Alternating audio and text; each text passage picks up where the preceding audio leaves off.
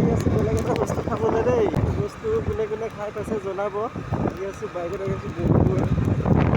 বহুত ভাল লাগে, গৰমত ভাল, সেইকাৰণে আহি আছোঁ। আপোনালোকে আগতে খাইছেনে বা খাই পাইছেনে জনাবচোন দেই। মইতো খাই থাকোঁ ইয়াত গৰম দিনত ওলাই। মই অসমতো আছে কিন্তু প্ৰায়বোৰ মানুহে নাজানে কিন্তু খাই খুব সুন্দৰ লাগে, খাই চাব পিছত দেই।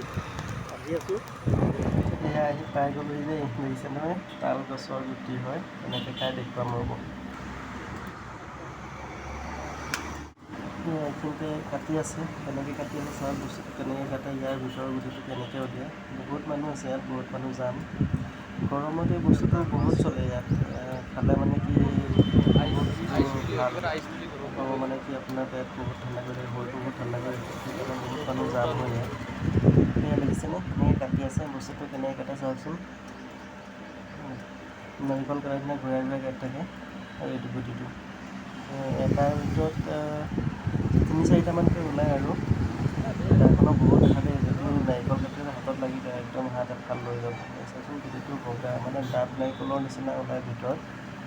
মানে খালে বহুত গাটো ভাল লাগি থাকে আৰু একদম ঠাণ্ডা ঠাণ্ডা লাগি থাকে।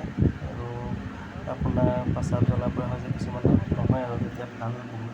আৰু দাম আছে দেই, বস্তুটো আপোনাৰ 50 টকাত 4 পিচমানহে দিয়ে।